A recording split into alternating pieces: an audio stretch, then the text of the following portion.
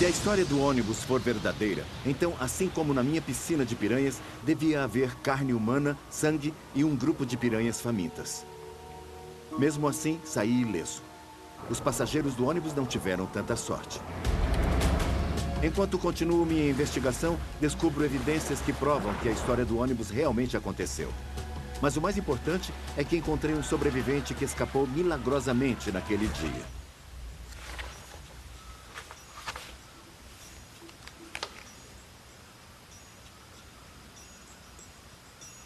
Consegui encontrar uma matéria de jornal dos anos 70 que descreve a mesma história da qual me lembro, na qual alguns dos passageiros foram devorados por piranhas. A matéria diz que no dia 14 de novembro de 1976, o ônibus ia de Manaus para a cidade de Itacoatiara, uma viagem de cerca de 5 horas. Após viajar durante a madrugada, o ônibus caiu dentro de um afluente do Amazonas, matando 39 passageiros.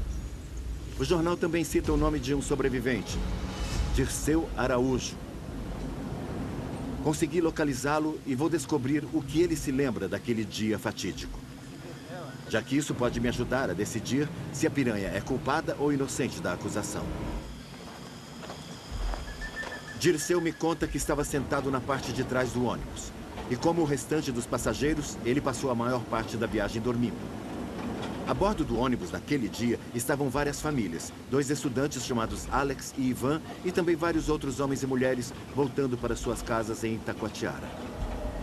Não muito antes do acidente, o ônibus passou por uma vala e Dirceu acordou. Ele me conta que isso pode ter salvado sua vida. Então aqui é o lugar onde aconteceu o acidente? Nós viemos lá e caímos aqui. Muito bem, então foi neste exato local que o acidente aconteceu. O ônibus desceu por aqui e entrou no rio, lá embaixo. Dirceu diz que não sabe se houve falha nos freios ou se o ônibus derrapou, mas o motorista estava acostumado a percorrer o mesmo trajeto. Os jornais da época sugeriram que ele dormiu no volante e na travessia da balsa ele não parou e seguiu direto para dentro do rio.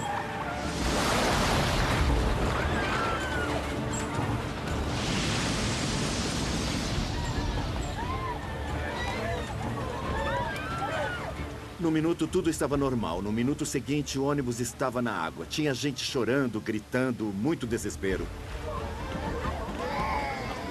Aí foi que eu fui no corredor, tá todo mundo lá querendo sair naquela porta. Tinha gente na parte da frente do ônibus puxando a porta para abri-la. E ele está dizendo que aquele tipo de porta só abria se você empurrasse. Aí a água começou a entrar. E nesse momento ele voltou para o lugar onde estava sentado. Aí eu vi o pé dele e peguei ele.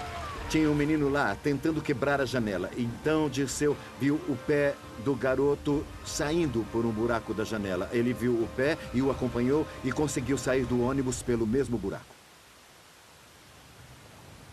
Que eu passei a cintura e essa perna aqui, uma moça pegou nesse daqui.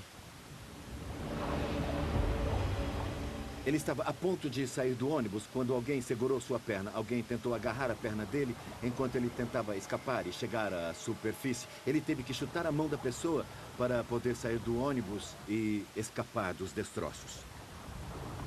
39 pessoas continuaram presas no ônibus e não sobreviveram.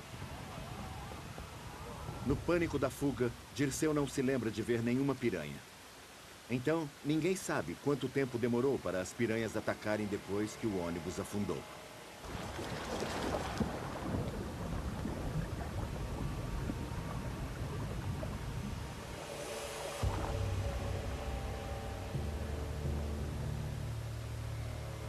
Até hoje, só de atravessar a ponte, que agora foi construída no rio, ele diz que toda vez que atravessa a ponte, ele se lembra daquele dia terrível.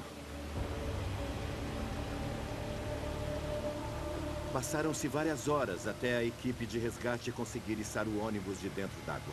Àquela altura, já era tarde demais para a sobrevivência dos passageiros. Foi 3 meninas grandonas assim e uma que é recém-nascida. Só, quase tudo foi adulto. Havia 3 crianças e um bebê, todos da mesma família. Foram tirados da água já mortos. Todo estragado por causa de piranha. Um corpo tinha sido literalmente comido até os ossos, só restando as botas. Todo o resto tinha sumido. Mais tarde, o homem foi identificado como Almendino França. Eu conheci o irmão dele, Mábio, que tem uma teoria para o que aconteceu. Aham. E como eu sabia... Né? Ele estava com uma roupa, vamos dizer, com a sua foto. Ele estava usando roupas muito resistentes e ele acha que parte da roupa ficou presa no ônibus e talvez seja por isso que ele não tenha conseguido escapar. Porque ele estava com a documentação no bolso, a identidade estava no bolso dele. Ele só conseguiu ser identificado porque ele levava seu documento de identidade dentro do bolso da camisa. Mas pensando que ia resistir nada. Estava leve, estava fácil. O corpo do irmão dele já estava coberto naquele momento. Então ele ergueu o corpo do irmão e disse, bom, estava muito leve, dava para perceber, embora não desse para ver, dava para perceber que só tinha ossos, não tinha carne ali. Se acha mais a piranha. Nós temos um peixe aqui. Tinha os outros que são predadores também, mas o principal é a piranha, né? Segundo o que ele me disse, só uma piranha teria conseguido fazer aquilo. Basicamente, a carne foi arrancada do corpo. Tem muita piranha no rio, isso é fato conhecido.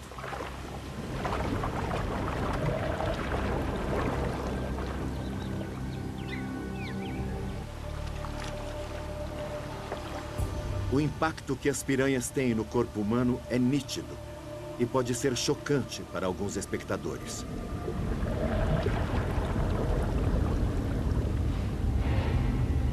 Essas imagens horríveis de casos recentes que chegaram ao necrotério da cidade de Manaus mostram o que uma piranha é capaz de fazer e o tipo de ferimentos que ela causa. A parte exterior da carne e o tecido mole são devorados primeiro. E foi exatamente isso que Dora de Barbosa testemunhou ao chegar ao local conforme os corpos eram retirados do ônibus. Acredito eu. Ela disse que algumas pessoas foram retiradas da água ainda abraçadas. E a história dela me faz perceber o impacto de perder alguém nesse acidente. Elas não atacam mais. Tanto o Ivan... Dora tinha apenas 17 anos na época dessa tragédia. Ela estava morando em Itacoatiara e tinha apenas começado o seu curso de enfermagem. Então, ela foi até o local do acidente, às margens do rio. Totalmente o rosto, não tinha nada no rosto, só mesmo... nem as cartilagens mesmo tinha, então só os ossos.